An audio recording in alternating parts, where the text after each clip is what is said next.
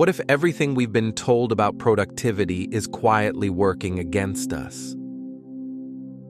For years, I believed productivity meant discipline, sacrifice, and pushing through exhaustion. The harder things felt, the more I assumed I must be doing it right. But reading Feel Good, Productivity by Ali Abdaal made me question that belief almost immediately. This book introduces a surprisingly powerful idea. Feeling good isn't the reward for productivity. It's the engine that drives it. According to Ali Abdaal, positive emotions don't distract us from work. They actually help us avoid burnout, beat procrastination, and build sustainable productivity that lasts. When I first picked up Feel Good Productivity, I expected another typical productivity system.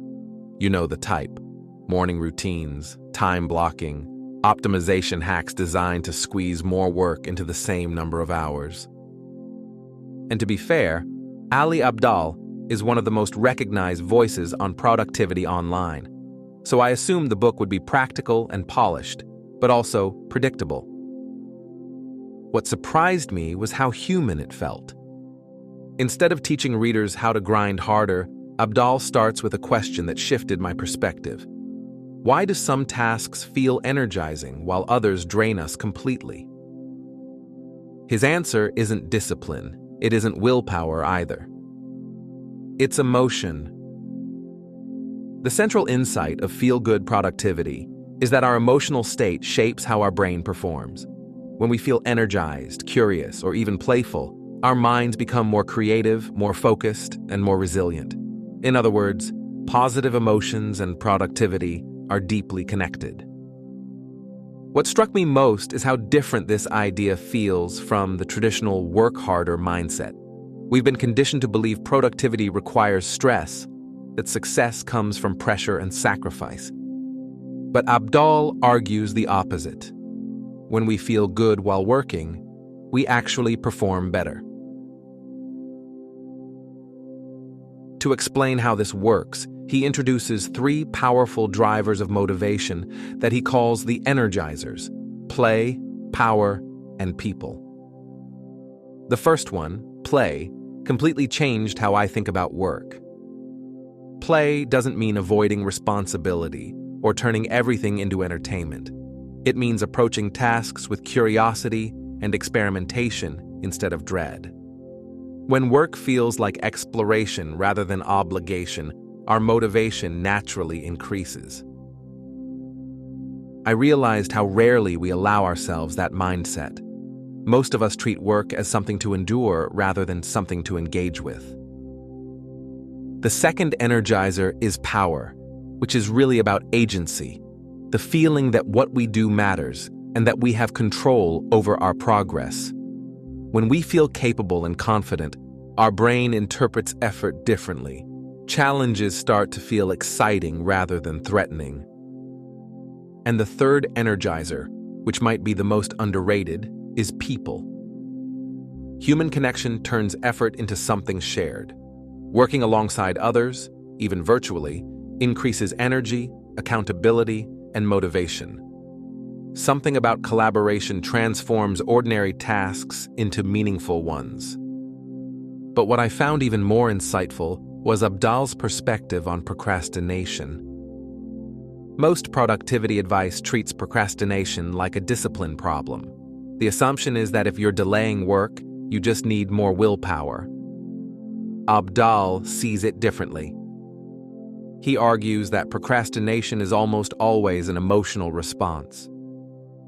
We avoid tasks not because we're lazy, but because they trigger uncomfortable feelings, uncertainty, fear of failure, or overwhelm. Once I saw procrastination through that lens, it started to make much more sense.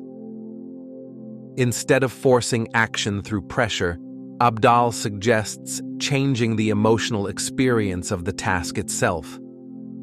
One simple strategy he shares is the 10-minute rule, committing to work on something for just 10 minutes.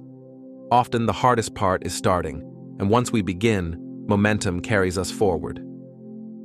Another idea that resonated with me was reframing tasks as experiments rather than performances.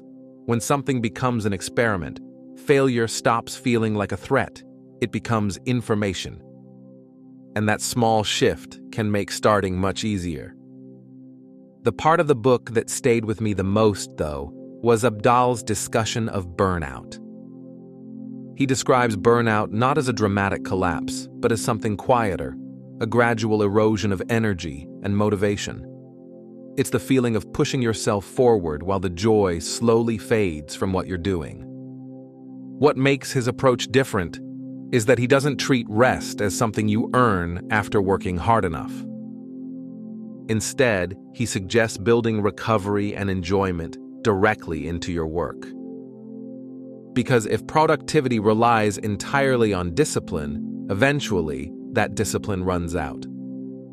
But if your work consistently generates energy through curiosity, connection, and meaning, motivation becomes much more sustainable.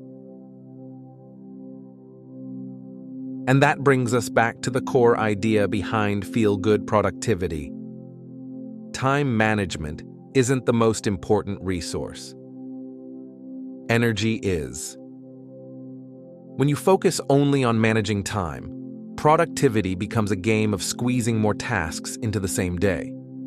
But when you focus on energy and motivation, the entire framework shifts. You begin asking a different question. Not, how do I do more? But, how do I make the work that matters feel engaging enough that I actually want to do it? That question changes everything. By the end of the book, I realized this wasn't really about productivity hacks or efficiency systems at all. It was about redesigning the relationship we have with effort itself. What would happen if we stopped believing that meaningful work must always feel difficult? What if feeling energized, curious, and motivated wasn't a luxury but a strategy? That's the quiet revolution at the center of Ali Abdaal's message. It's not about lowering your standards or working less. It's about building a way of working that you can actually sustain. A way of working that doesn't burn you out along the way. And if these ideas were applied consistently, I think the shift would be profound. Work might stop feeling like something we constantly push ourselves through. Instead, it could become something that pulls us forward. Something that energizes us instead of draining us. That possibility is what stayed with me most after finishing feel-good productivity. Because the real takeaway isn't simply how to get more done. It's how to stay productive without losing your energy, curiosity, and sense of meaning in the process. And in a world where burnout has almost become the default, that might be one of the most valuable insights we can learn. If you enjoyed this breakdown, like and subscribe to Well Read Club for more book summaries and mindset insights.